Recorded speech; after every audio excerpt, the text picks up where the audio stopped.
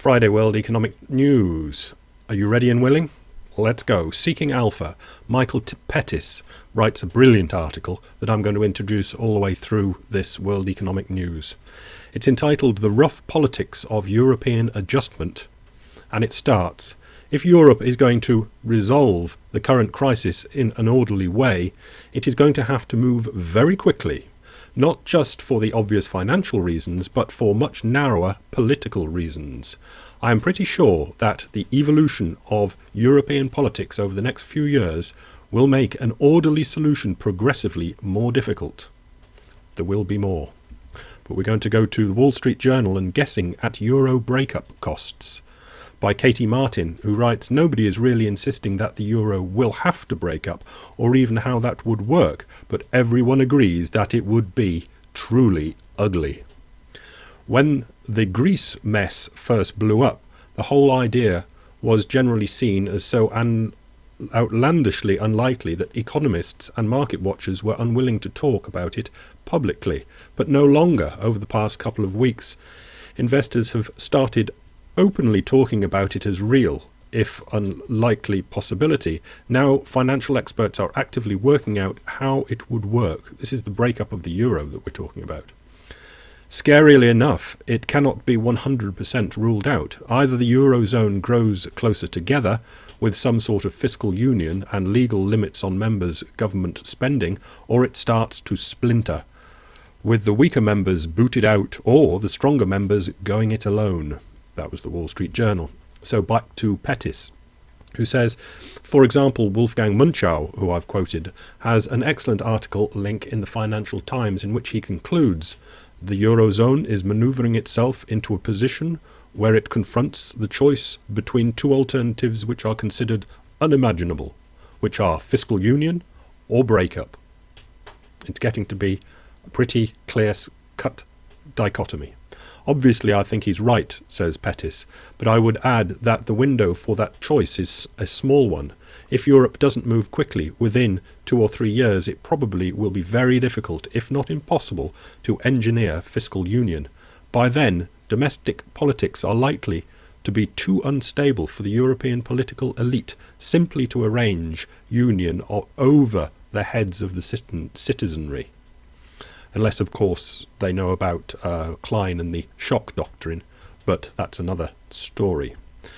FT Alphaville, Zapatero's Blunders Bank. A bit of a joke there, but let's get into it. Zapatero's Blunders Bank, the European instability mechanism, as we've noted before, is courting chaos in Eurozone debt markets due to it signalling uncertainty about fiscal unity in Europe. Namely, that Germany prefers to see bondholders take haircuts rather than offer support to distressed co-members. Unsurprisingly, it is a key point that was picked up by Spain's Prime Minister José Luis Rodríguez Zapatero in an interview with CNBC's Maria Bartiromo on Thursday. Asked where Spain fits in the new governance of the Eurozone, Zapatero made this rather overt point about the issue of fiscal unity in Europe. He said, what Spain advocates is that we have a single currency. It's not enough just to have a central bank, a single central bank. It is not enough to have a single monetary union. We also need to have a common economic policy. We need to have a much more integrated fiscal policy, which is a common policy, in order for competitive positions to converge much more to become a pillar underpinning, he says, our single currency. That's just political bollocks. We also need to have a common economic policy. Spain, or let's say Spanish politician there, willing to plug Spain into any supra-European body. And I imagine that quite a few politicians from the periphery would also be willing to plug their country, the politicians' country, into some sort of great fiscal union. Back to Pettis. When it came to deciding how countries would adjust to currency and debt misalignments in the 1920s and 30s, the main issue, according to Kindleberger, good man, was whether deflation and unemployment would saddle a major share of the load on the working class, as contrasted with the rentier.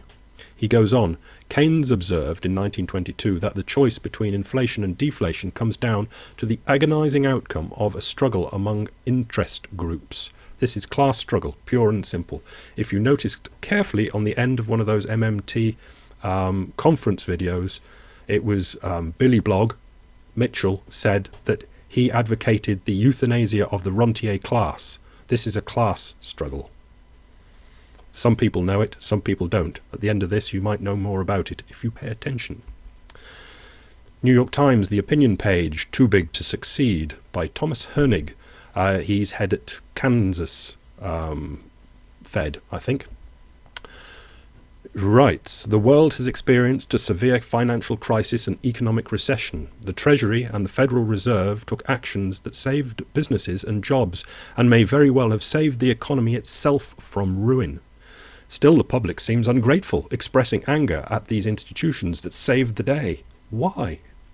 Americans are angry in part because they sense that the government was as much a cause of the crisis as its cure. They realize that more must be done to address a threat that remains increasingly a part of our economy. Financial institutions that are too big to fail. Thomas Hoenig. Back to Pettis and a chapter entitled How to Adjust. Similarly, any country whose debt levels are too high, this is how to get out of this, so that it faces financial distress costs that will force a slowdown in growth and an unsustainable rise in debt, will have to improve its relative ability to repay. In that case, there are also roughly 3 ways it can do so. Number 1, it can regain control of its monetary policy by abandoning the euro in favour of a local currency and then inflate the debt away. 2, it can default or threaten to default on the debt and receive significant debt forgiveness. Whether they'll be forgiven for the forgiveness is a different matter, but you can alter the terms of the contract. 3, it can regain fiscal credibility by raising consumption or value-added taxes, by raising income taxes, probably on businesses, since it will be hard to raise income taxes on households, or by cutting expenditures sharply, probably social welfare expenses. There is, I guess, a 4th way. The country can grow out of its debt burden, but although we hear this 4th way invoked a lot, I think we can safely ignore it indeed. Back to the world, Bloomberg world. Wall Street faces live ammo as Congress aims to unravel the banks. This is November the 12th, Bloomberg. 7 Wall Street lobbyists trooped into Capitol Hill on November the 9th, hoping to convince Representative Paul Konjorski's staff that his plan to dismantle large financial institutions was a bad idea. Later in the article we get, today marks a decade to the day that President Bill Clinton signed the repeal of the Depression-era Glass-Steagall Act that split investment banking from lending and deposit-taking. The repeal allowed the creation of Citigroup, Inc., among others, the financial colossus now propped up by $45 billion in taxpayer rescue funds, at least. Financial firms are scrambling to prevent Congress from reimposing the act. We're playing with live ammo, said San Gedelig, a lobbyist. The banking community is rightfully concerned, said the lobbyist.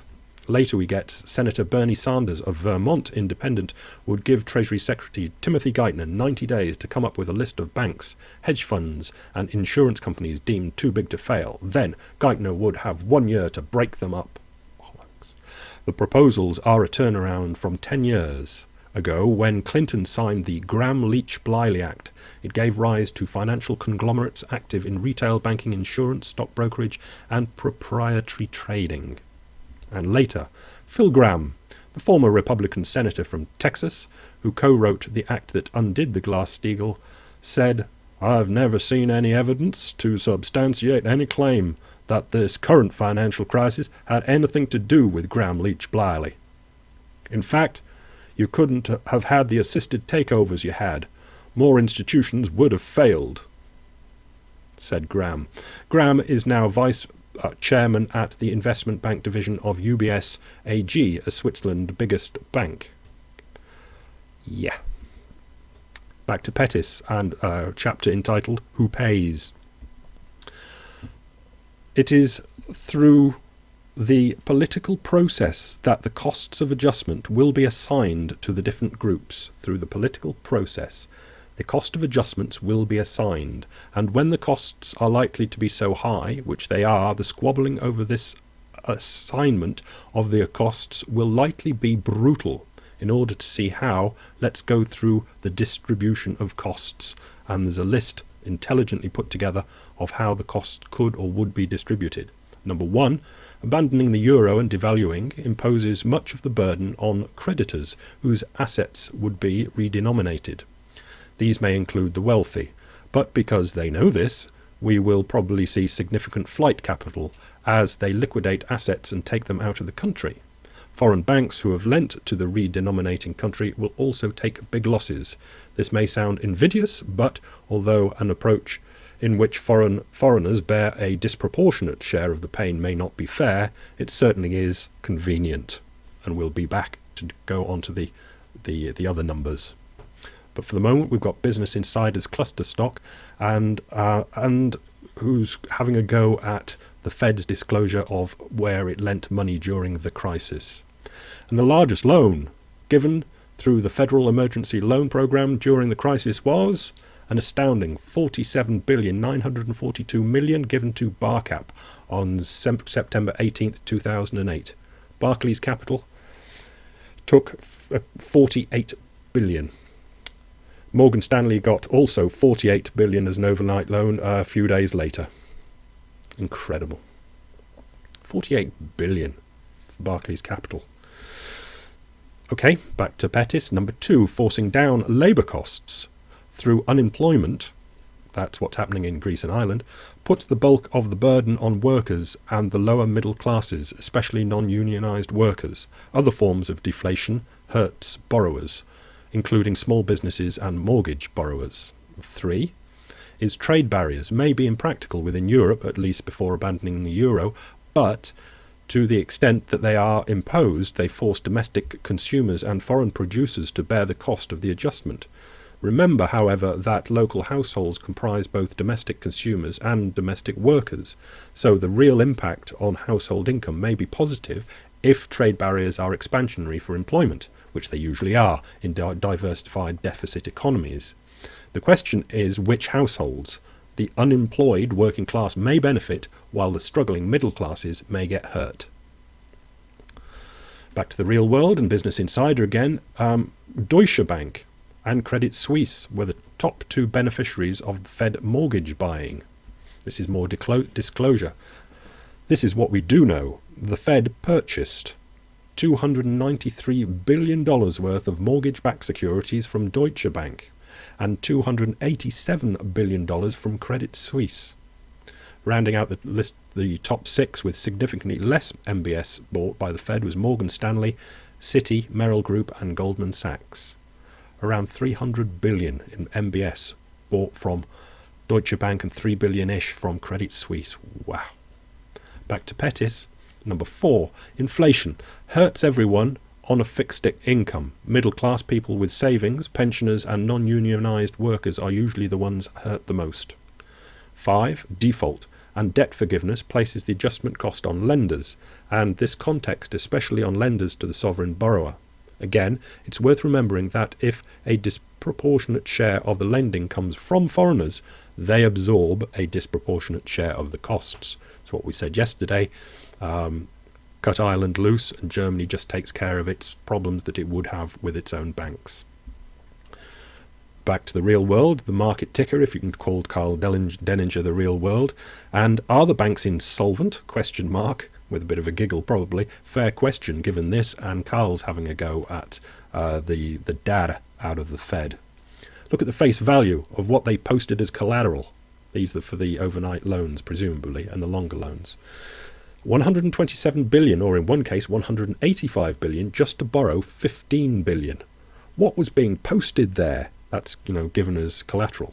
That's a more than 90% haircut that the Fed got. They had to post nearly, 8 times more than the loan they got.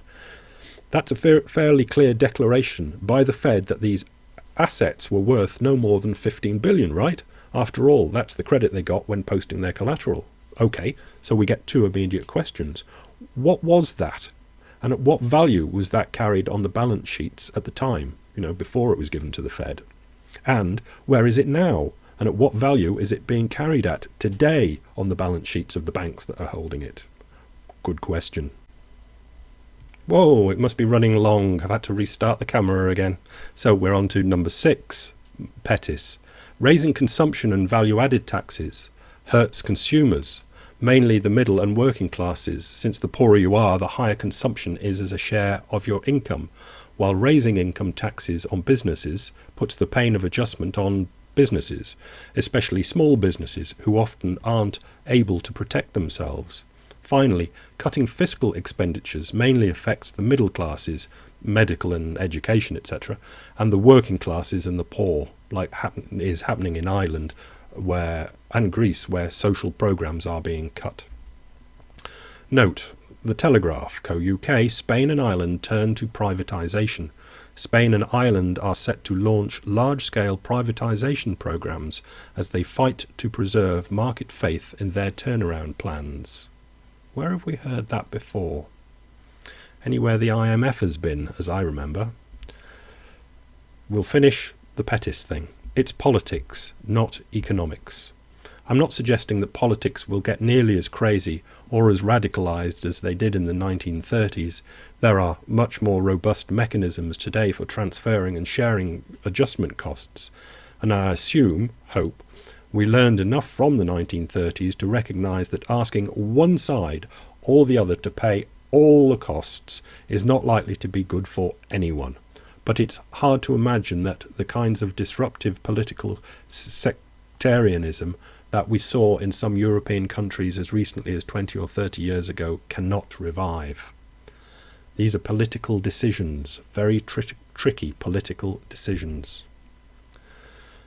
Finish with the Economic Collapse blog and 20 statistics that prove that global wealth is being funneled into the hands of the elite, leaving most of the rest of the world wretchedly poor.